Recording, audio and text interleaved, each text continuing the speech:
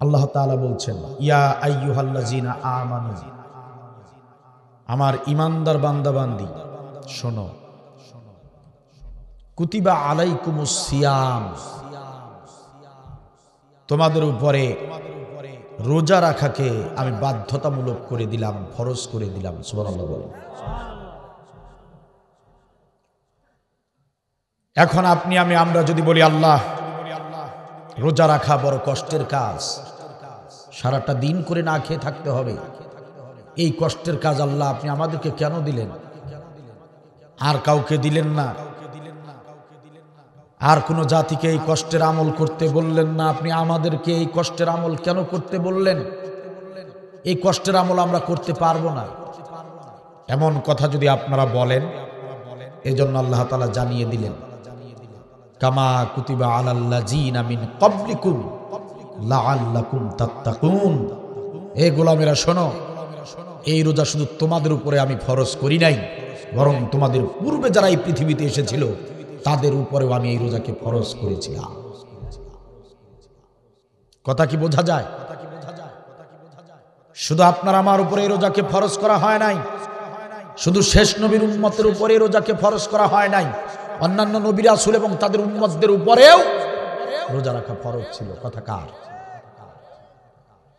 বলবেন যে রব্বুল আলামিন এই কষ্টের এই আমলটা কেন করতে বললেন? কি এমন ফায়দা আছে এই সারাদিন না খেয়ে থেকে? এটা কি এক আজব এক আমলের নির্দেশ আপনি দিলেন, তাতে লাভটা কি হবে? আল্লাহ বলতেছেন, গোলাম, লাআল্লাকুম তাত্তাকুন, এই সিয়াম সাধনা যদি পালন করতে পারিস, আশা করা যায় তোরা মুত্তাকিন হতে পারবি। একটু আওয়াজ দিয়ে বলেন, মুত্তাকিন হবার দরকার আমাদের আছে না নাই? তো মুত্তাকিন যদি হতে চান, সিয়াম পালন করতে হবে আল্লাহ যেভাবে চান ঠিক সেইভাবে। সম্মানিত ভাইরা আমার, এই কুরআনুল কারীমের ভিতরে নামাজের নির্দেশ এসেছে, কুরআনুল কারীমের ভিতরে হজ্জের নির্দেশ এসেছে, কুরআনুল কারীমের ভিতরে যাকাতের নির্দেশ এসেছে, দান সদাকার নির্দেশ এসেছে, পিতামাতার সদাচরণের ব্যাপারে নির্দেশ এসেছে। কিন্তু কোন আমলের বেলায় আল্লাহ রাব্বুল আলামিন বিস্তারিত আলোচনা করেন নাই।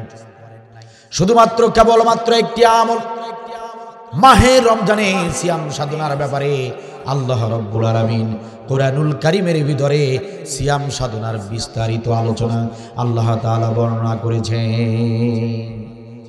কোন আলোচনায় এত ডিটেইলস বিস্তারিত আল্লাহ খুলে বলেন নাই। কথা বুঝেন নাই? যেমন ধরেন নামাজের কথা কোরআনে এসেছে, কিন্তু নামাজ 5 ওয়াক্ত পড়তে হবে। নামাজের ফজরের নামাজে 2 রাকাত সুন্নাত, 2 রাকাত ফরজ, এইগুলা কোরআনে আসে না। কথা কি বুঝতেছেন না? জোহরের নামাজে 4 রাকাত সুন্নাত, 4 রাকাত ফরজ, 2 রাকাত সুন্নাত, 2 রাকাত নফল, এইভাবে বিস্তারিত আল্লাহ বলেন নাই। শুধু বলছেন ফাসল্লি, নামাজ পড়। আবার অনেক জায়গায় বলেছেন আকামুস সালাহ, নামাজ কায়েম কর। সুবহানাল্লাহ বলেন। কিন্তু কেমনে পড়বেন, কেমনে করবেন? কয় সিজদার বেলায়, কয় রাকাতের বেলায় বসবেন, তাশাহুদ পড়বেন কখন, সালাম ফিরাবেন কখন, এগুলো কোরআনে আসে নাই। কে শিক্ষা দিয়েছে? রাসূল সাল্লাল্লাহু আলাইহি সাল্লাম নামাজের শিক্ষা আমাদেরকে দেখিয়েছেন, আমরা ওইভাবে পড়ি। কথা কি বোঝা যায়?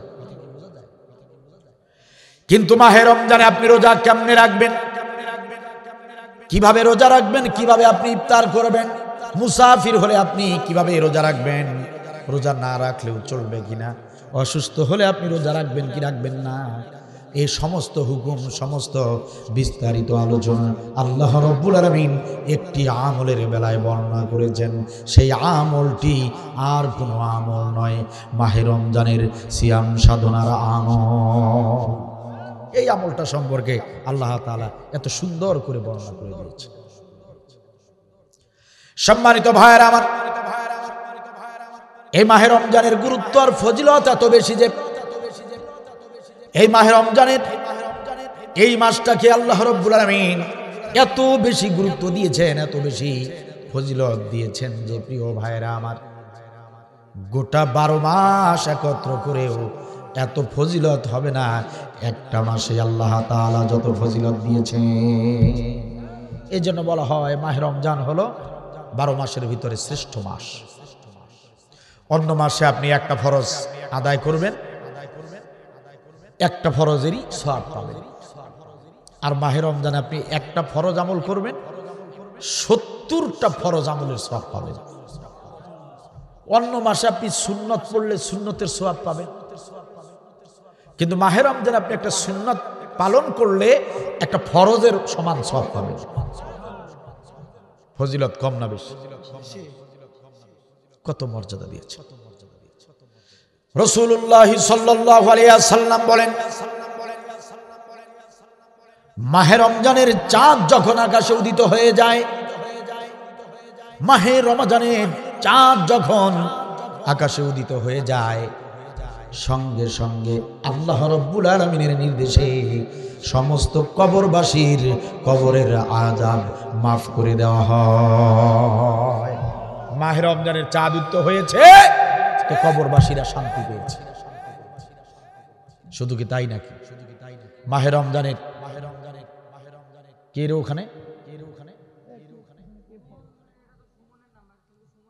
মাহে রমজানে চাঁদ যখন উদিত হয়ে যায়, প্রিয় ভাইয়েরা আমার, যত শয়তান আপনাকে আমাকে প্ররোচনা দেয়, ওয়াসওয়াসা দেয়, কুমন্ত্রণা দেয়, সমস্ত শয়তানগুলোকে আল্লাহ তাআলা শিকল দিয়ে বন্দী করে রাখেন।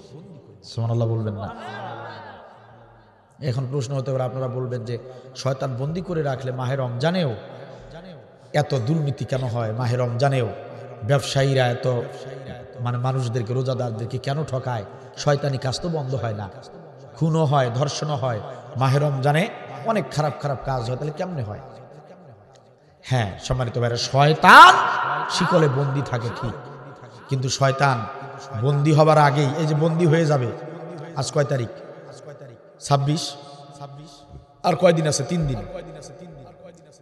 এই 3 দিনের মধ্যে শয়তান যেগুলো খারাপ জিন, তারা তো 3 দিন পরে বন্দী হয়ে যাবে।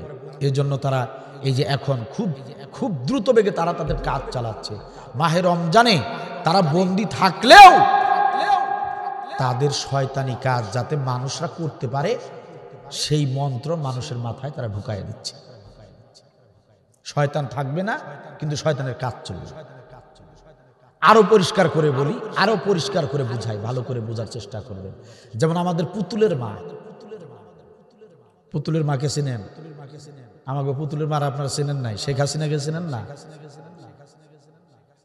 পুতুলের মা পালিয়ে ভারতে গিয়েছে, আছে দেশে? কোথায় পালিয়েছে? দিল্লিতে পালিয়ে গিয়েছে। কিন্তু পুতুলের মা দিল্লিতে, কিন্তু পুতুলের মা ওই দিল্লিতে থেকেই বাংলাদেশের জমিনে ষড়যন্ত্র চালিয়ে যাচ্ছে। কথা কি বোঝা যায়? ওই বেটি এখানে নাই, কিন্তু ওই বেটির ষড়যন্ত্র ঠিকই চলছে। তো এইরকম শয়তান মার্কা কিছু লোক, তাদের মাথায় শয়তানেরা কুবুদ্ধি দিয়া শয়তানরা বন্দী হয়ে যাবে, আর ওই শয়তান মানুষগুলো ওই শয়তানদের কাজগুলো করবে।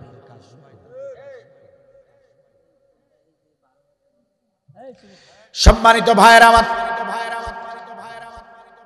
একান্ত আপন জনেরা আমার,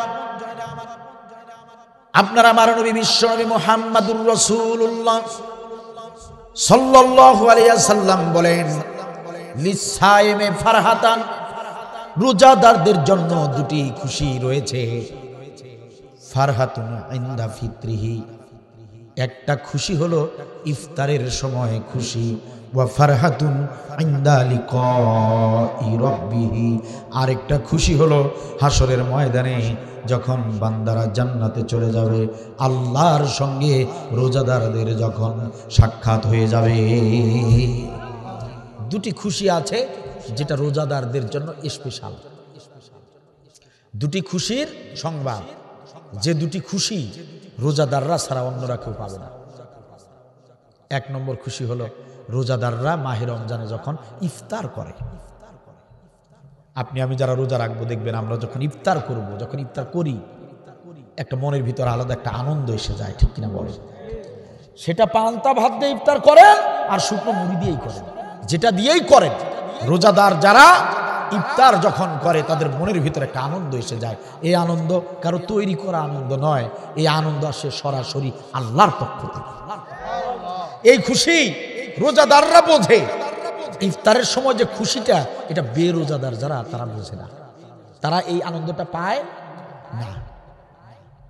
দেখবেন যে রোজার মাসে রোজাদারদের চেয়েও বেরোজাদাররা বেশি বেশি থুথু ফেলে। ও দেখায় যে আমি রোজা আছি। আছে না এরকম রোজাদার? আছে না? এরপরে কিছু বেরোজাদার আছে, ওরা বলে রোজা না রেখে এক পাপ করেছি, ইফতার না করে আরেক পাপ করবো নাকি? ওই ইফতারের আগে রোজাদাররা বাজারে যাবার আগেই ওই বেরোজাদাররা ইফতারের প্রস্তুতি নিয়ে বাজারে চলে যায়। আপনি আমি বাসার জন্য বাজার সওদা করতে করতে ইফতারের যখন সময় হয়ে যায়, আমরা যখন একটা দোকানে ঢুকি, হোটেলে ঢুকে দেখি যে আমাদের আর বসার চান্স নাই, বেঞ্চও ফাঁকা নাই, জগও ফাঁকা নাই, গ্লাসও ফাঁকা নাই, মুড়ি ওগুলো প্রায় শেষ। তাকিয়ে দেখবেন বেরোজাদারের সংখ্যাই বেশি ভিতরে। কথা কি বোঝা যায়? ওই বেরোজাদাররা আগে ভাগে গিয়া সবচেয়ে ভালো আইটেমগুলো, সবচেয়ে ভালো খাবারগুলো আগে ভাগে নিয়ে সাজিয়ে রাখে। চেয়ার বেঞ্চে বসে শরবত বানায়, জগ গ্লাস সব কিছু যথেষ্ট পরিমাণে তারা নিয়ে আগে ভাগে বসে থাকে আর ইফতার করে। আমরা রোজাদাররা গিয়ে চান্সই পাই না। এখন কথা হলো, ওই বেরোজাদার যত ভালো মানের খাবার দিয়ে ইফতার করুক না কেন, বেরোজাদার যত ধরনের আইটেম দিয়েই খাবার দিয়েই ইফতার করুক না কেন, ও যখন খায় না তখন ওই নিজেই নিজের ভিতরে চোর চোর ভাব দেখতে পায়। কথা কি বোঝা যায়? ও নিজে যখন নিজে খায় আর নিজেই লজ্জাবোধ করে, নিজের চেহারার ভিতরে চোর চোর একটা ভাব চলে আসে। মজা কিন্তু পায় না, আনন্দ পায় না। কিন্তু আপনি আমি যারা রোজাদার, যারা রোজা রাখি, আমরা শুকনো এক মুঠো মুড়ি যদি খাই,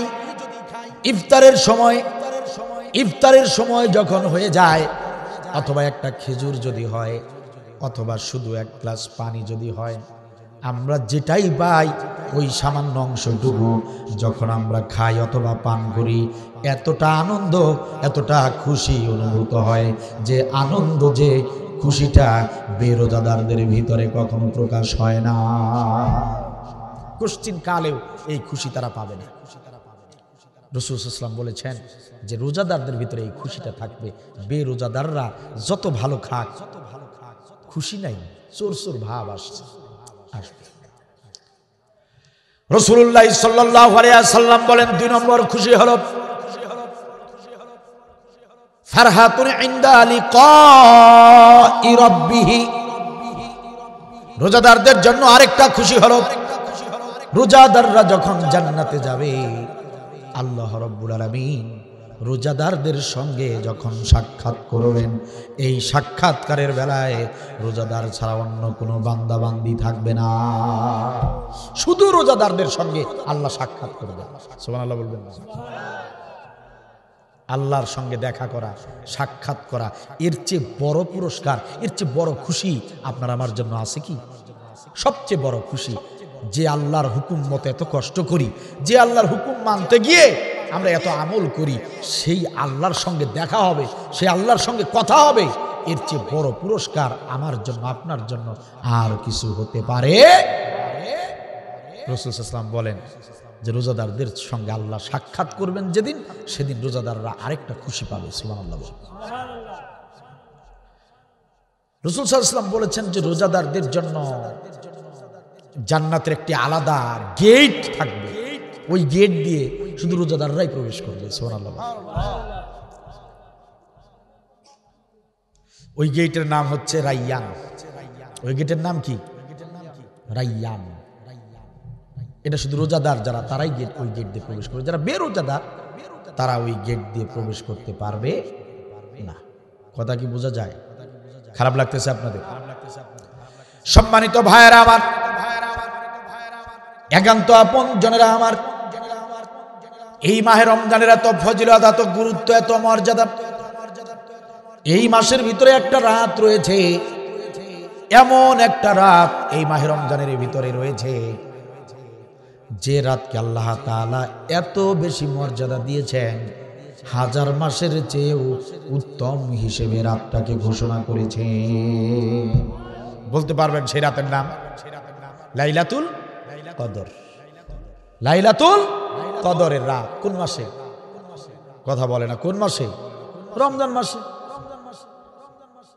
আল্লাহ রাব্বুল আলামিন স্পষ্ট কোরআনে বলে দিয়েছেন, ইন্না আনজালনাহু ফি লাইলাতিল কদর ওয়া মা আদরাকা মা লাইলাতুল কদর লাইলাতুল কদরি খায়রুম মিন আলফি শাহর। আল্লাহু আকবার। খায়রুম মিন আলফি শাহর। আল্লাহ বলছেন কদরের রাত এমন একটি রাত যেটা হাজার মাসের চেয়ে উত্তম একটি রাত। সুবহানাল্লাহ বলবেন না? হাজার মাসের চেয়ে উত্তম। কি মনে করলেন? স্বাভাবিক ব্যাপার ভাবলেন? এটা ছোটখাটো ব্যাপার মনে করলেন? হাজারটা মাস সমান সমান একটা রাত, কদরের রাত। সম্মানিত ভাইয়েরা আমার, তাহলে কদরের রাত, সেই রাতটাও মাহে রমজানে। এই মাহে রমজানের এত ফজিলত, এত বরকত আল্লাহ তাআলা দিয়েছেন। বিশ্বনবী মুহাম্মদ সাল্লাল্লাহু আলাইহি ওয়াসাল্লাম তিনি রজব মাস আসলেই বারবার একটা দোয়া পড়তেন। আপনারা আমার নবী নিজের হায়াত বাড়ানোর ব্যাপারে কোনোদিন কোনো সময় কোনো কারণে আল্লাহর কাছে দোয়া করেন নাই, কিন্তু মাহে রমজান মাস পাবার জন্য, মাহে রমজান পর্যন্ত হায়াত বাড়ানোর জন্য আপনার আমার নবী নিজে আল্লাহর কাছে হায়াত চেয়েছে। আমরা যারা আছি, আমরা কোনোদিন এই হায়াত চেয়ে আল্লাহর কাছে দোয়া করছি, আল্লাহ গো মাহে রমজান পর্যন্ত বাঁচিয়ে রাখো, আল্লাহ মাহে রমজান পর্যন্ত হায়াত দাও? আমরা কোনোদিন এই দোয়া করলাম না। কিন্তু মাহে রমজান আসার আগেই নবী সাল্লাল্লাহু আলাইহি ওয়াসাল্লাম রজব মাস পড়লেই তিনি একটা দোয়া করতেন, আল্লাহুম্মা বারিক লানা ফি রজব ওয়া শাবানা ওয়া বাল্লিগনা রমাদান। দেখেন নবীর কি সুন্দর দোয়া। রব্বুল আলামিন, ওগো আল্লাহ, রজব আর শাবান মাস আমাকে বরকত দাও, আর মাহে রমজান পর্যন্ত আমাকে পৌঁছিয়ে দাও, মাহে রমজান পর্যন্ত আমাকে বাঁচিয়ে রাখো, মাহে রমজান পর্যন্ত হায়াত দাও। চিৎকার দেবেন আল্লাহু আকবার। মাহে রমজান আরো 3 দিন বাকি আছে। আমরা যে মাহে রমজান পর্যন্ত বেঁচে থাকতে পারবো কোনো গ্যারান্টি আছে? তাহলে আসুন আমরা পড়ি, আল্লাহুম্মা বারিক লানা ফি রজব ওয়া শাবানা বাল্লিগনা রমাদান। আল্লাহ তাআলা আমাদের দোয়াকে কবুল করুন। সম্মানিত ভাইয়েরা আমার, একান্ত আপনজনেরা আমার, তাহলে মাহে রমজান মাসটা 12 মাসের ভিতরে শ্রেষ্ঠ মাস। আবার ওই মাহে রমজানের একটি রাত রয়েছে কদরের রাত, সেই রাতটা হলো হাজার মাসের চেয়েও শ্রেষ্ঠ রাত। এত মর্যাদা, এত গুরুত্ব, এত ফজিলত আল্লাহ কেন দিলেন? কারণটা কি? মাহে রমজানে এত ফজিলত আল্লাহ কেন দিলেন? মাহে রমজানে এত সুন্দর একটা রাত, কদরের রাত কেনই বা দিলেন? কারণটা কি? আল্লাহ রাব্বুল আলামিন বলেন, গোলামেরা, মাহে রমজানে এত ফজিলত আমি দিয়েছি, মাহে রমজানে এত মর্যাদা আমি দিয়েছি, কারণটা শুনে নাও। শাহরু রমাদানাল্লাযী উনজিলা ফীহিল কুরআন হুদাল লিন্নাসি ওয়া বাইয়িনাতিম মিনাল হুদা ওয়াল ফুরকান। আল্লাহ তাআলা বলেন শাহরু রমাদানাল্লাযী উনজিলা ফীহিল কুরআন, কারণ এটা সেই মাহে রমজান মাস যে মাসে আমি কোরআন নাজিল করেছি। চিৎকার দিয়ে বলেন সুবহানাল্লাহ। ওয়া বাইয়িনাতিম মিনাল হুদা ওয়াল ফুরকান, এটা এই সেই সাধারণ কোন কোরআন নয় রে গোলাম। এই কোরআনটা হলো সত্য মিথ্যার পার্থক্যকারী স্পষ্ট হেদায়াত। সুবহানাল্লাহ বলেন। মাহে রমজানের গুরুত্ব আর ফজিলত এই জন্য আল্লাহ বাড়িয়ে দিলেন, মূল কারণটা হলো কোরআন নাজিল হয়েছে কোন মাসে? কথা বলেন না, কোন মাসে? মাহে রমজানে কোরআন নাজিল হয়েছে। আবার একটা রাত, কদরের রাত, 1000 মাসের চেয়ে উত্তম হয়ে গেল। কারণ কি? কারণ হলো ওই রাতেই কোরআন নাজিল হয়েছে। সুবহানাল্লাহ বলেন। তাহলে বোঝা গেল কোরআন নাজিল হবার কারণে, কোরআনের সম্মানের কারণে সব আয়োজনের মূল হলো কোরআন। কোরআন নাজিল হবার কারণে ওই রাত 1000 মাসের চেয়ে উত্তম হয়ে গেল।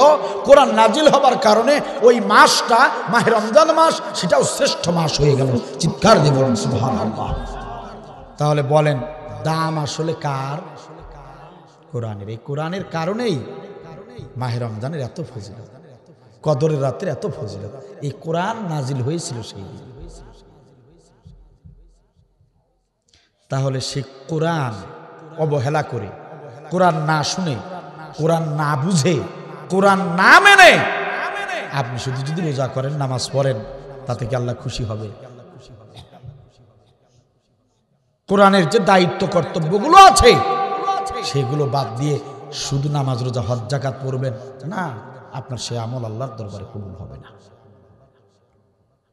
উদাহরণস্বরূপ, আপনারা গ্রামের নাম কি? ভবানীপুর। এই ভবানীপুরের আপনাদের ছেলে বিয়ে করাবেন, বিয়ের দিন তারিখ ঠিক হয়েছে। রংপুর শহরের এক মেয়ের সঙ্গে আপনাদের এই এলাকার এক ছেলের সঙ্গে বিয়ের দিন তারিখ ঠিক করা হয়েছে, বিয়ের আয়োজন করা হয়েছে মেয়ে পক্ষের বাড়িতে। আপনাদের জন্য 10টি গরু জবাই করেছে, 20টি খাসি জবাই করেছে, ইত্যাদি ইত্যাদি, আর অনেক খাবারের আইটেম তারা করেছে। আপনারা যাবেন 100 জন মানুষ বউ আনতে। কি আনতে যাবেন? ছেলে বিয়ে করাতে। কথা কি বুঝতেছেন আপনারা? তো আপনারা আপনাদের ছেলেকে নিয়ে যাবেন মেয়ে বাড়িতে, বিয়ে হবে, বউ নিয়ে আসবেন। 100 জন যাবেন। কয়জন? অনেকগুলো মাইক্রো ভাড়া করেছেন, মাইক্রো ফুল দিয়ে সাজিয়েছেন। আপনারা 100 জন চলে গিয়েছেন কোথায়? মেয়ে পক্ষের বাড়িতে। মেয়ে পক্ষের বাড়িতে গিয়েছেন। আপনারা যাবার সঙ্গে সঙ্গে মেয়ে পক্ষের বাড়ির লোকেরা আপনাদের সামনে শরবত দিয়েছে, আপনাদের সামনে আঙ্গুর, কমলা, আপেল, বিভিন্ন ফল ফলাদি আপনাদের সামনে দিয়েছে নাস্তা করবার জন্য।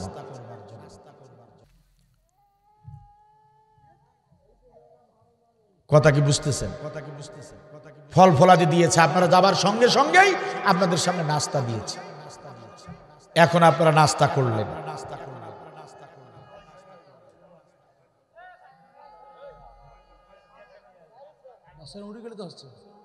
আপনি যান, ওর আম্মুর কাছে দিয়ে আসেন। ছোট বাচ্চা তো।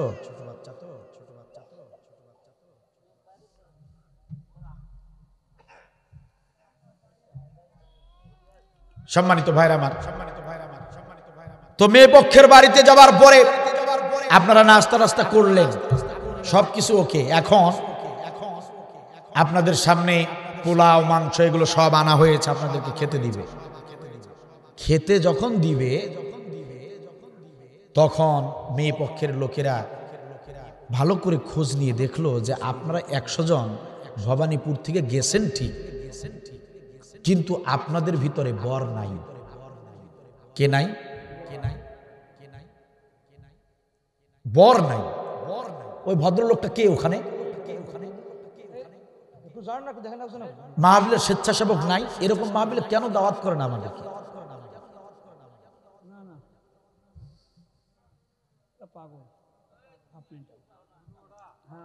অবাক হয়ে গেলাম, আপনাদের এলাকায় কি মানুষ নাই নাকি?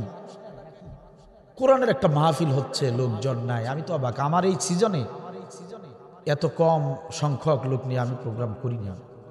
এটা দুঃখজনক ব্যাপার। ইসলামের কথা শুনলে মাঠ ভরে যাবে, অথচ তা না। এলাকার লোকগুলো কি করছে? ঘুমিয়েছে নাকি মেলা বাড়িতে গিয়েছে? নাউজুবিল্লাহ, আস্তাগফিরুল্লাহ। আরে ভাই, আপনার মহল্লায় যে কটা বাড়ি ঘর আছে ওগুলোর লোক আসলে তো ভরে যাবে। আপনি ওই দিকে চিন্তা করতেছেন 1-1.5 কিলো দূরে, আমি তো দেখে আসছি। হ্যাঁ, ওখানেও তো লোক নাই, কারণ কি? শোনেন তাহলে, এখন মেয়ে পক্ষের লোকেরা বুঝতে পারলো আপনারা আসছেন ঠিক, কিন্তু আপনাদের সাথে কে নাই? বর নিয়ে যান নাই। আচ্ছা, বর যদি আপনাদের সাথে না থাকে, এবার ওই পোলাও মাংস খাওয়াবে নাকি আপনাদেরকে অন্য কিছু? বলেন না কেন? মেয়ে পক্ষের লোকেরা ডাক দিয়ে বলবে, কে কোথায় আছিস? এদেরকে ধর, লাগা লাথি আর চর, কারণ সঙ্গে আনে নাই বর, জরিমানা আদায় করে। কথা বলেন না কেন? কি বলবে না? বলবে না? মিয়া, তোমার বরের যার কারণে এত আয়োজন, কার কারণে? বরের কারণে। যার জন্য এত আয়োজন সেই বরই নাই। মিয়ারা তোমরা আইছো গোফে তেল দিয়ে খাইতে আইছো, মেয়ে পক্ষের লোকেরা মানবে? ঘাড় ধরে বাড়ি থেকে বের করে দিবে, ঠিক কিনা বলেন? তো বিয়ে বাড়িতে বর ছাড়া গেলে যেমন আপনাদেরকে আপ্যায়ন করাবে না, আপনাদেরকে অপমান করবে, কারণ সব আয়োজন ওই বরকে নিয়ে। অনুরূপ এই মাহে রমজানের বর হলো কোরআন। কোরআনের কারণেই মাহে রমজানের সব আয়োজন। কোরআন নাজিল হবার কারণেই মাহে রমজানের এত ফজিলত।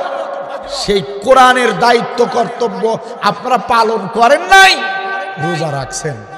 মেয়ে পক্ষের লোকেরা যেরকম বর ছাড়া গেলে দূর দূর করে তাড়িয়ে দেয়, কাল হাসরের ময়দানে কোরআনের দায়িত্ব যারা পালন করবেন না, যত বড় আমলদার আপনি হন না কেন, দূর দূর করে আল্লাহ তাড়িয়ে দিবে, জাহান্নাম ছাড়া বাঁচার কোনো উপায় নেই। কথা কি বোঝা যায়? এখন আপনাদের মনে প্রশ্ন হতে পারে, হুজুর কোরআনুল কারীমের প্রতি দায়িত্ব কর্তব্যগুলো আবার কি? কোরআনুল কারীমের প্রতি কি কি দায়িত্ব আছে হুজুর একটু বলেন। প্রিয় ভাইয়েরা আমার, যে কোরআনুল কারীমের কারণে আল্লাহ রাব্বুল আলামিন এত ফজিলত দিয়েছেন, আপনি আমি যে আমলগুলো করি সমস্ত আমলগুলো এই কোরআনের মাধ্যমে এসেছে। 5 ওয়াক্ত নামাজ আপনারা পড়েন, সেই নামাজের নির্দেশ কোথায় পেয়েছেন? এই কোরআনের ভিতরে এসেছে। সিয়াম সাধনা পালন করবেন, কোথায় পেয়েছেন? এই কোরআনে ফরজ করা হয়েছে। যে কোরআন থেকে সব পেলেন, যে কোরআনের আমল করলেন, সেই কোরআনুল কারীম আপনি পড়তে জানেন না, এখনো কোরআন তিলাওয়াত করতে জানেন না, আপনি যত বড় আমলদার হন না কেন, কাল হাসরের ময়দানে ধরা খেয়ে যাবে।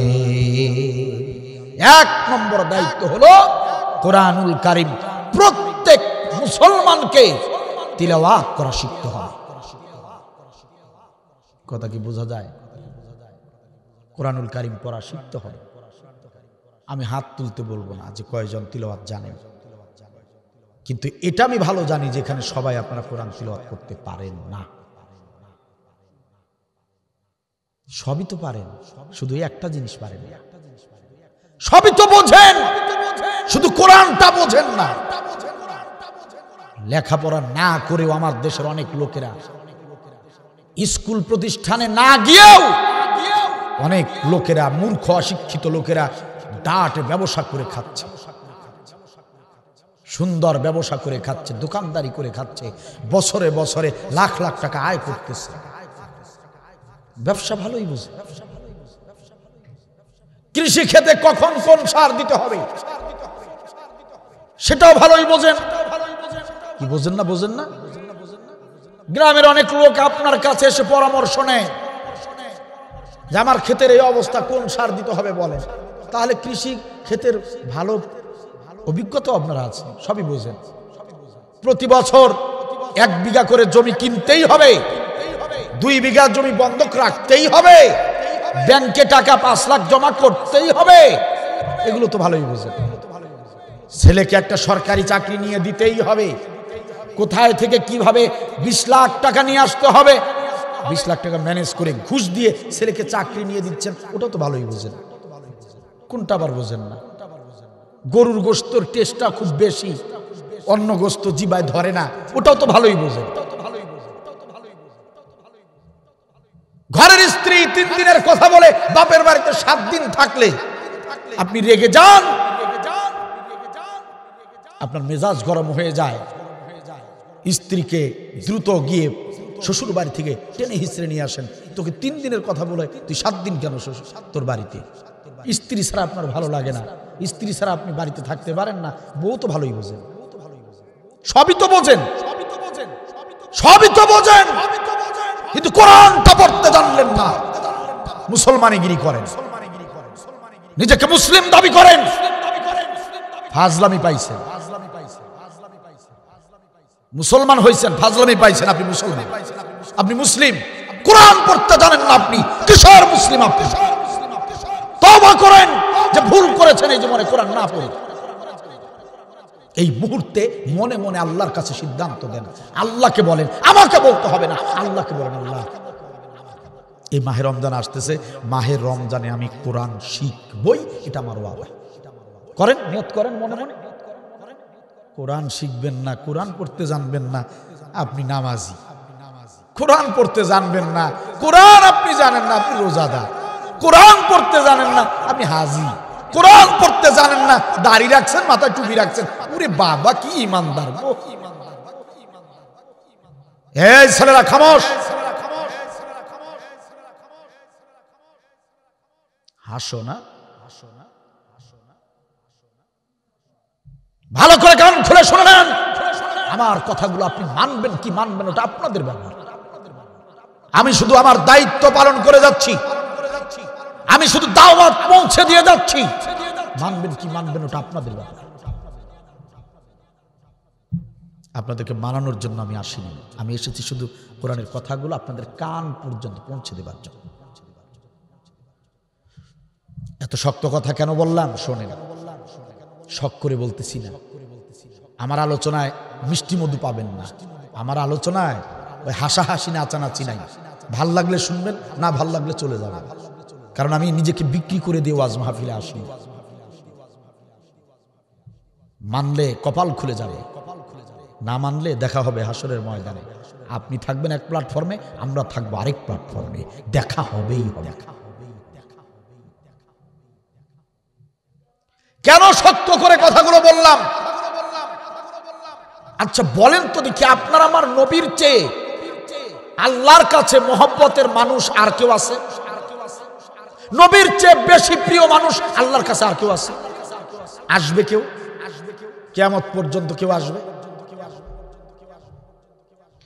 আমার নবীকে আল্লাহ কি পরিমাণ মহব্বত করতেন, আল্লাহ তাআলা কিরকম ভালোবাসতেন, যে নবী হেঁটে যাচ্ছেন, সূর্যের আলো নবীর মাথায় পড়েছে, গরম লাগবে, নবী ঘেমে যাবেন, আল্লাহ এটা সহ্য করেন নাই। আল্লাহ যখন দেখছেন নবী হেঁটে যাচ্ছেন মরুভূমিতে, মেঘখণ্ডকে বলছেন, মেঘখণ্ড দ্রুত যা, আমার হাবিব যেদিকে হাঁটবে তুই সেদিকে মেঘ, তুই সেদিকে ছায়া দিয়ে দিয়ে যাবে। ঠিক কিনা বলেন? আমার নবী হাঁটতেছেন আর উপর দিয়ে মেঘ, নবীর মাথার উপরে ছাতা হয়ে মেঘও যাচ্ছে। তাহলে নবীকে আল্লাহ কত ভালোবাসতেন। এই পৃথিবীর জমিনে কোন নবী রাসূলকে আল্লাহ রাব্বুল আলামিন,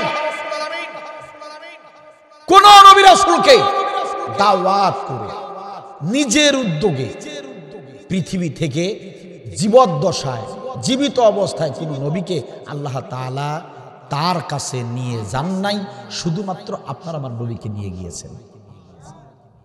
প্রমাণ কোরআন। প্রমাণ কোথায়? কোরআন। বনী ইসরাইলের 1 নম্বর আয়াত, মিরাজের রাত কিছুদিন আগে পালন করছেন না, শুনছেন না? মিরাজ, লাইলাতুল মিরাজ, মিরাজের রাত। কোন নবীকে আল্লাহ এইভাবে তুলে নিয়ে যান নাই, আপনার আমার নবীকে আল্লাহ তুলে নিয়েছেন উপরে। মহব্বত নবীকে কম করছেন না বেশি করছেন আল্লাহ? এই কোরআনে অনেক নবী রাসূলের নাম এসেছে, অনেক নবী রাসূলকে আল্লাহ ইয়া মূসা বলে ডেকেছেন, ইয়া ইব্রাহিম বলে ডেকেছেন, নামের আগে ইয়া ব্যবহার করেছেন। ইয়া মানে কি? ওহে। আমরা ডাকি না, এ আব্দুর রহিম ডাকি না, এ জব্বার ডাকি না আমরা? এটাকে বলা হয় ইয়া। এই যে নামের আগে যে ও বলি, ওহে বলি, এটা। আমার আল্লাহ নবী সাল্লাল্লাহু আলাইহি ওয়াসাল্লামকে কত বেশি সম্মান করেছেন, যে আপনার আমার নবীর নামের আগে আল্লাহ ইয়া বলেন নাই, ইয়া মুহাম্মদ এই কথা তিনি এভাবে ডাকেন নাই। ইয়া মুহাম্মদ বললে নবী ছোট হয়ে যাবেন। অন্য নবীদেরকে ডাকছেন, কিন্তু আপনার আমার নবীকে ইয়া মুহাম্মদ আল্লাহ বলেন নাই। নবীকে ডাকার প্রয়োজন হলে বলেছেন ইয়া আইয়ুহান নাবিয়্যু। সুবহানাল্লাহ বলবেন না?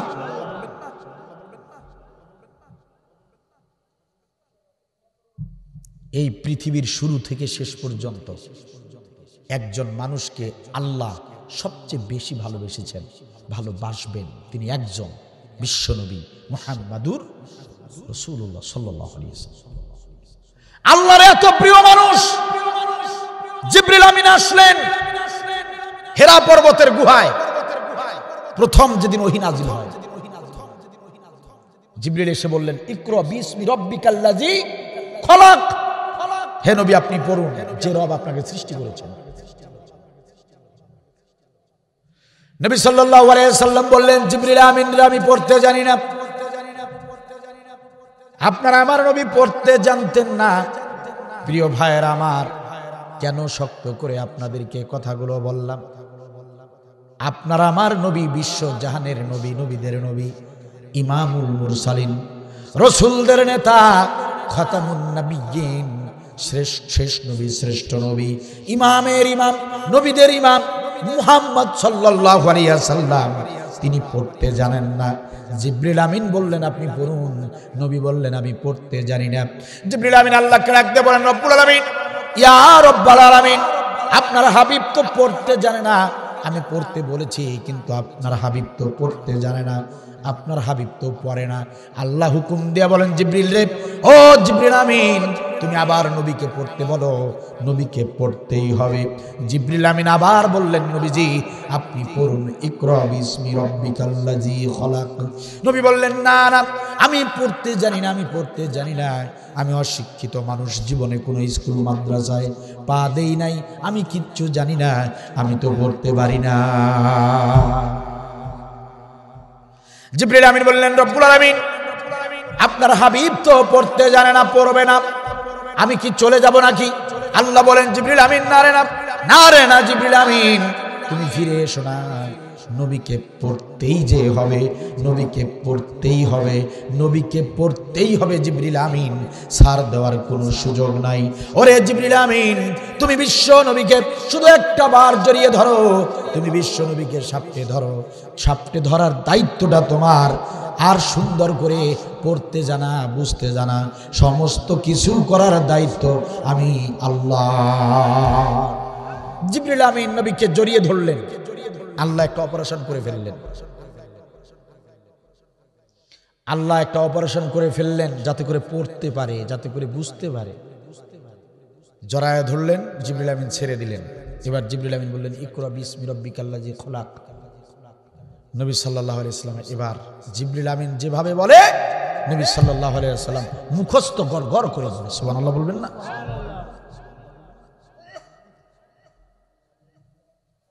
তো যে নবীকে আল্লাহ এত বেশি ভালোবাসছেন, এত বেশি সম্মান করেছেন, সেই নবী পড়তে জানতেন না। আল্লাহ তো বলতে পারতেন জিবরিল আমিন জোর করার দরকার নাই, নবী যেহেতু পড়তে জানে না আমি অন্য কাউকে দিয়ে পড়িয়ে নেব, নবীকে কষ্ট দেওয়ার দরকার নাই, তুমি চলে আসো।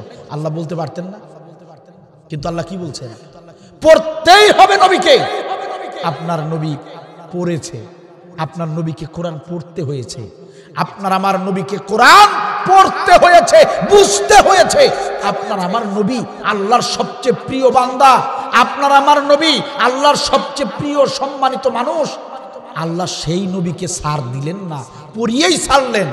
আপনি সলিমুদ্দিন কলিমুদ্দিন আপনি কত বড় ইমানদার হলেন যে আপনি কোরআন পড়তে জানবেন না আর আল্লাহ আপনাকে ছাড় দিবে? কথা কি বোঝা যায়? ইমানদার হইছেন। মাহে রমজান কোরআন নাজিলের মাস। আমি আবার বলছি মাহে রমজান কোরআন নাজিলের মাস। যারা কোরআন পড়তে জানেন না পড়তে শুরু করুন, কোরআন শিখুন। ৫,০০০ টাকা বেতন দিয়ে শিক্ষক রাখবেন না, ৫ লক্ষ টাকা দিয়ে কোরআন শিখতে হবে। নাকি স্থাবর অস্থাবর সব সম্পত্তি বিক্রি করে কোরআন শিখতে হবে, সেটা আপনার ব্যাপার, শিখতে হবে, এটাই ফাইনাল।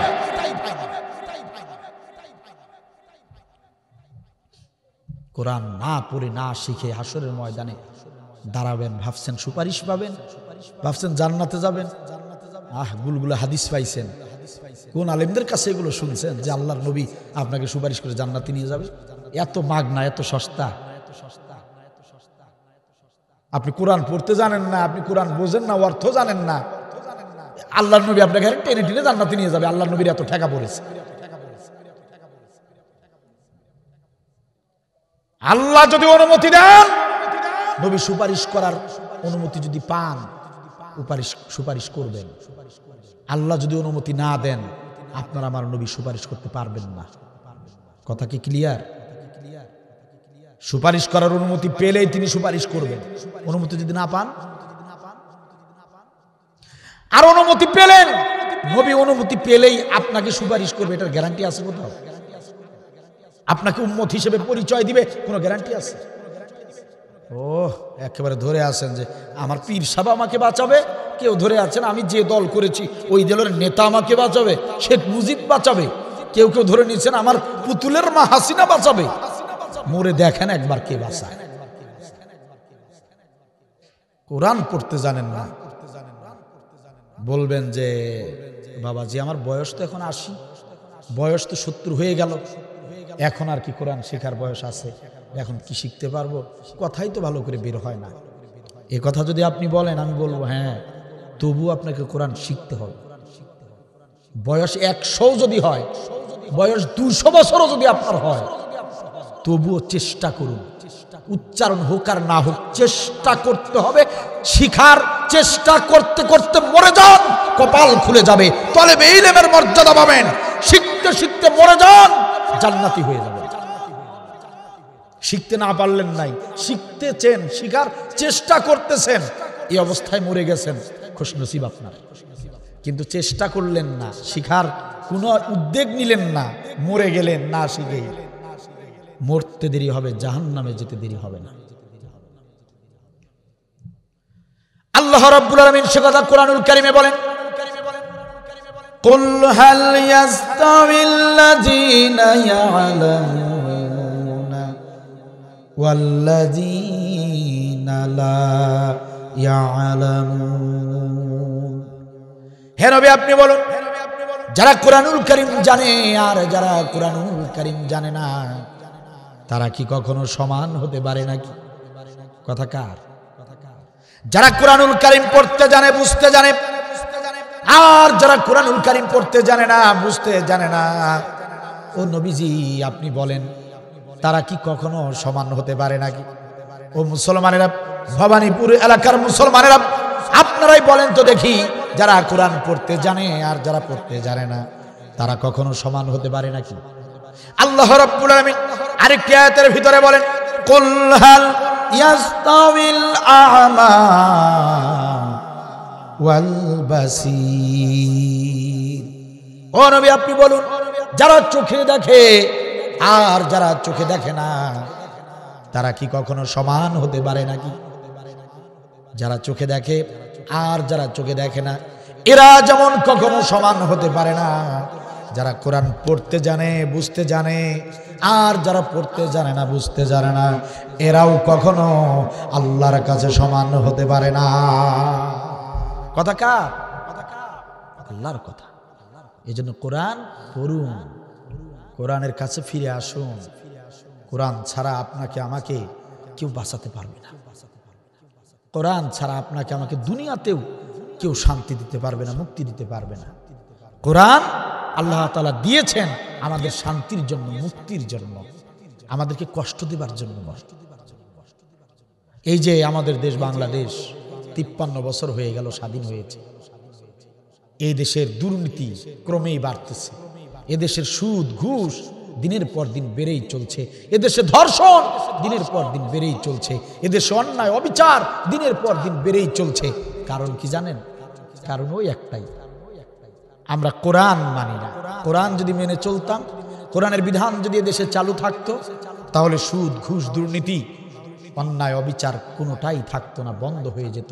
কারণ কোরআনের কাজই হলো সুদ ঘুষ দুর্নীতি সব অন্যায় অবিচার বন্ধ করে দিয়ে আলোকিত একটা দেশ গড়ার। কোরআনের কাজ হলো একটি ইনসাফ ভিত্তিক আদর্শ একটি রাষ্ট্র গড়িয়ে দিতে পারে। কোরআনের কাজ হলো মানুষকে শান্তি আর মুক্তি দিতে পারে। সুবহানাল্লাহ বলেন। কিন্তু আমরা তো কোরআনের কাছে নাই। আমরা কোরআনের পক্ষে না থেকে আমরা মদারু তাসারু জুয়ারুর পক্ষে থাকি। কথা কি বোঝা যায়? আমরা কোরআন বিরোধীদের সঙ্গে থাকি, তাদের পক্ষে থাকি, কোরআনের পক্ষে থাকি না। যে কারণে এই পুতুলের মায়ের মতো একটা জালিম সরকার, হাসিনা সরকার 16টা বছর এদেশের মুসলমানদের উপর অত্যাচার করেছে। কথা বলে ঠিক কিনা? 16টা বছর চাবুক খেয়েছেন, অত্যাচারের চাবুক। এরপরে ওই জাতির যদি শিক্ষা না হয়, এই জাতি যদি আবারও ভুল করে, কোরআনের কাছে না এসে কোরআন বিরোধীদের কাছে যদি আবারও এই জাতি যায়, আবারও যদি কোরআন বিরোধীদেরকে সাপোর্ট দেয়, বিশ্বাস করেন বেঁচে থাকি আর মরে যায়, লিখে রাখুন, যদি এই জাতির লোকেরা আবারও ভুল করে আগের মতো, তাহলে এই জাতির কাঁধে আল্লাহর পক্ষ থেকে হাসিনার চেয়ে বড় জালিম আল্লাহ নিজে চাপিয়ে দিবেন। লিখে রাখুন, সুবহানাল্লাহ। হ্যাঁ, লিখে রাখুন।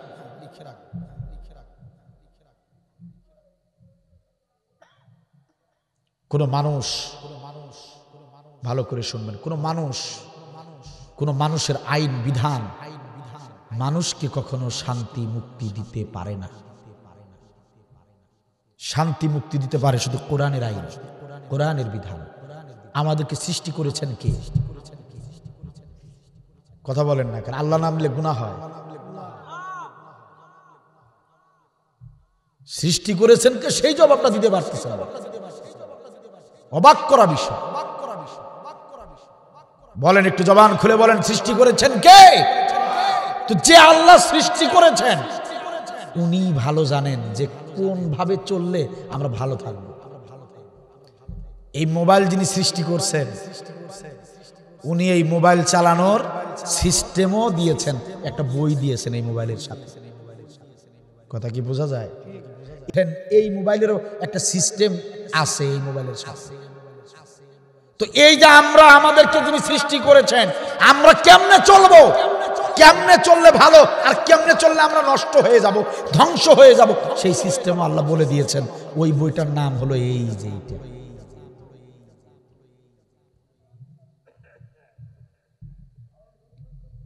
সুতরাং সেই কোরআনের বিধানটা ঠিক জায়গায় পৌঁছাতে হবে।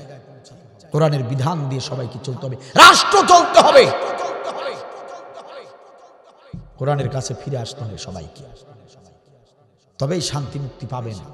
তাছাড়া শান্তি মুক্তি কপালে জুটবেন। শেখ মুজিবের ৭২-এর সংবিধান এদেশের মানুষকে শান্তি দিতে পারে নাই, দুর্নীতি বন্ধ করতে পারে নাই, চাঁদাবাজি বন্ধ করতে পারে নাই, সুদ ঘুষ বন্ধ করতে পারে নাই, ধর্ষণ বন্ধ করতে পারে নাই, গুম হত্যা রাহাজানি বন্ধ করতে পারে নাই। বরং এদেশের লোকদেরকে শেখ মুজিব দুঃখ করে চোরের খনি বলে ডেকেছে। ঠিক কিনা বলেন? শেখ মুজিবের বাসায় এক গ্রামের লোক এসেছিল, কিছু শাকসবজি, পুকুরের মাছ এগুলো নিয়ে এসেছিল। নেতাকে ভালোবাসে এই হিসেবে এসেছে, বিক্রি করার জন্য না। কথা কি বুঝতেছেন? ভালোবেসে নেতার বাড়িতে এসেছে শহরে, গ্রামের লোক। তো দারোয়ান গেটে দাঁড় করে, দাঁড়াও, কোথায় যাও? যে স্যারের সাথে দেখা করবো, এই যে স্যারের জন্য আমি এগুলো নিয়ে আসছি। বলছে সব এগুলো দাও, আমি দিতেছি, তুমি বাইরেই থাকো। তোমার নাম কি বলো? নাম কি? অমুক, আব্দুর রহিম, আব্দুল করিম। দারোয়ান গিয়ে বলছে, স্যার গ্রাম থেকে অমুক জায়গা থেকে একজন লোক আপনার জন্য এগুলো হাদিয়া নিয়ে এসেছে, উপহার নিয়ে এসেছে। তো শেখ মুজিব এগুলো গ্রহণ করার পরে 20টা টাকা দিয়েছে দারোয়ানকে, যাও, যে লোকটা নিয়ে এসেছে, কষ্ট করে নিয়ে এসেছে, ওকে 20টা টাকা দাও। কথা কি বুঝতেছেন? গ্রাম থেকে তো কষ্ট করে এসেছে, 20টা টাকা ওকে দিয়ে দিও। এই দারোয়ান এই কৃষককে, যে লোকটা এই শাকসবজি নিয়ে এসেছে, তাকে টাকা সাধে যে টাকা নাও, নেতা দিয়েছে, তো টাকা হাতে নিয়ে বলে, আশ্চর্য কথা, টাকা কেন? আমি তো ভালোবেসে এনেছি, আমি তো বিক্রি করতে আসিনি। আমরা কৃষক মানুষ, কিন্তু আমরা ছোট লোক না। কথা কি বুঝতেছেন? আমার আবাদ মৌসুমের সবজি তরকারি নেতাকে খাওয়াবো, এই জন্য আমি নিয়ে এসেছি। তো ঠিক আছে, আমি নেতার সাথে আমি দেখা করব। নেতা কেন আমাকে টাকা দিবে, আমাকে কেন ছোট করবে, এ কথা বলে দারোয়ানের কথা না শুনে টাকাটা নিয়ে ভিতরে ঢুকে পড়েছে। এই লোক ঢুকে বলে যে, স্যার আপনি এটা কেমন কাজ করলেন? আমি কি এগুলো বিক্রি করতে আনছি নাকি? আপনাকে আমি ভালোবাসি, আপনি আমার নেতা মানুষ, এই জন্য আপনাকে ভালোবেসে আমি এই তরি তরকারি সবজিগুলো নিয়ে আসছি। আর আপনি আমাকে কেন 10টা টাকা দিয়েছেন? কয় টাকা দিছে? কয় টাকা? শেখ মুজিব কয় টাকা? কয় যে 10 টাকা। আপনার দারোয়ান আমাকে দিল আর বলল যে আপনি দিয়েছেন আমাকে 10 টাকা দিয়েছে তোমাকে? যে হ্যাঁ। শেখ মুজিব দিয়েছে দারোয়ানকে কয় টাকা? আর দারোয়ান ওই কৃষককে দিয়েছিল কয় টাকা? 10 টাকা। কি করছে? পকেটে ঢুকাইছে। শেখ মুজিব দুঃখ করে বলছে, হায় রে আমার দেশ, আমি 2 তলা থেকে 20 টাকা নোট দিলাম, নিচতলা ওই কৃষক লোকটার কাছে যেতে যেতেই 10 টাকা দুর্নীতি হয়ে গেল, আর 10 টাকা কৃষক পাইলো। এই হলো আমার দেশ। আমার দেশ মানুষে পায় সোনার খনি, আমি পেয়েছি চুরির খনি। ঠিক কিনা বলেন? কোন সরকার এ দেশে এসে অন্যায় অবিচার সুদ ঘুষ দুর্নীতি বন্ধ করতে পারবেও না, যদি কোরআন দিয়ে যদি শাসন করা না হয়। কোন সরকার কোন জাতিকে শান্তি মুক্তি দিতে পারবে না। কথা কার? কথা কার? সম্মানিত ভাইয়েরা আমার, আপনারা যদি ভুটানের জমিনে বেড়াতে যান, ভুটানের চারপাশে দেখতে পারবেন শুধু পাহাড় আর পাহাড়। যদি কখনো চীন দেশে ঘুরতে যান, চীনের অলিতে গলিতে দেখতে পারবেন শুধু ইঞ্জিনিয়ার। যদি কখনো ব্রাজিলের জমিনে বেড়াতে যান, ব্রাজিলের অলিতে গলিতে দেখতে পাবেন শুধু ফুটবলার। দুঃখজনক হলেও সত্য, আমাদের বাংলাদেশের অলিতে গলিতে যান, বাংলাদেশের অলিতে গলিতে পাবেন শুধু চোর আর বাটপার। এই চোর বাটপারের বাংলাদেশটাকে যদি আদর্শ একটি ইনসাফ ভিত্তিক একটি রাষ্ট্রে পরিণত করতে চান, চোর বাটপারের এই বাংলাদেশটাকে যদি দুর্নীতি মুক্ত করতে চান, চাঁদাবাজ মুক্ত করতে চান, চোর বাটপার মুক্ত যদি করতে চান, আর কোনো পথ খোলা নাই, আর কোনো পথ খোলা নাই। একটাবার কোরআনের সংবিধান আমাদের দরকার। কিতাবুন আনজালনাহু ইলাইকা লিতুখরিজান নাসা মিনাজ জুলুমাতি ইলান নূর। আল্লাহ রাব্বুল আলামিন বলেন, ও আমার গোলামেরা শোনো, এই কুরআনুল কারীম এমনি এমনি তোমাদের প্রতি নাজিল করি নাই রে গোলাম। এই কুরআনুল কারীম আমি তোমাদের প্রতি এই জন্য নাজিল করেছি যে এই কুরআনুল কারীম তোমাদেরকে সুদ ঘুষ দুর্নীতি অন্যায় অবিচারের যত অন্ধকার রয়েছে, সমাজের সব অন্ধকার দূর করে তোমাদেরকে একটা আলোকিত সমাজ করে দিবে, তোমাদেরকে একটা আলোকিত সমাজ উপহার দিবে। এই কুরআনুল কারীমের কাজ হলো সমস্ত অন্যায় অবিচারকে মোচন করে দিয়ে তোমাদেরকে মুক্তি আর শান্তি দিবে, তোমাদেরকে আলোর পথ দেখাবে। এই কুরআনুল কারীমের কাজ হলো তামাম মানবতাকে জাহান্নামের পথ থেকে দূরে দূরে জান্নাতের পথ দেখাবে। কথা কার? এই কোরআন পারে। কোরআন পারবে সুদ ঘুষ দুর্নীতি অন্যায় অবিচার ধর্ষণ হত্যা সব বন্ধ করতে পারে কোরআনের বিধান। কথা কি বোঝা যায়? তাহলে মাহে রমজানের 1 নম্বর শিক্ষা হলো কোরআন পড়তে হবে, 2 নম্বর শিক্ষা হলো কোরআনুল কারীম বুঝতে হবে। কি করতে হবে? কোরআন বুঝতে হবে। শুধু পড়লেই হবে না, কোরআনটা বোঝা লাগবে, অর্থ সহ বোঝা লাগবে। যারা বাংলা পড়তে জানেন অর্থ সহ কোরআন পাওয়া যায়, অর্থ সহ পড়বেন, অর্থ সহ পড়বেন। আল্লাহ কি বললেন, আল্লাহ কি বললেন, বাংলা অর্থ পড়বেন, তাহলে বুঝতে পারবেন। কারণ আমরা আরবি ভাষাভাষীর লোক না, আমরা বাংলা ভাষার লোক। অর্থ সহ যখন পড়বেন তখন বুঝতে পারবেন। আপনি ব্যস্ত মানুষ, খুব ব্যস্ত, যত ব্যস্তই থাকেন না কেন, রাতে যখন ঘুমাবেন, ঘুমাতে গিয়ে অন্তত একটা করে আয়াত অর্থ সহ পড়েন। একটা আয়াত অর্থ সহ পড়তে সর্বোচ্চ 2 থেকে 3 মিনিট সময় লাগে। এইটুকু সময় আপনি দিতে পারবেন না, তাহলে কেমনে মুসলমান হয়ে থাকবেন? 2-3 মিনিট সময় যদি আল্লাহকে আপনি দিতে না পারেন। এই জন্য যারা বাংলা পড়তে জানেন আজ থেকে নিয়ত করেন, প্রতি রাতে সারাদিন পড়লে পড়লেন, কখন পড়তে পারবেন পড়বেন। যদি কোনো সুযোগ নাও হয়, যত ব্যস্তই থাকেন, প্রতি রাতে অন্তত পক্ষে ঘুমানোর আগে একটা করে আয়াত হলেও অর্থ সহ পড়বেন। কি সিদ্ধান্ত নেওয়া যায়? কোরআন আমাদেরকে জানতে হবে, বুঝতে হবে, বুঝতে হবে। আপনি হেঁটে হেঁটে যাচ্ছেন রংপুর শহরের দিকে, তো এক লোক আপনাকে একটা ব্যাগ দিয়ে বললো, ভাইজান এই ব্যাগটা একটু শাপলা মোড়ে গিয়ে ওই দোকানে দিবেন। কথা কি বুঝতেছেন? এই ব্যাগটা আপনি একটু মেহরবানি করে ওই শাপলা মোড়ে অমুকের দোকানে বা অমুক লোকের কাছে দিবেন।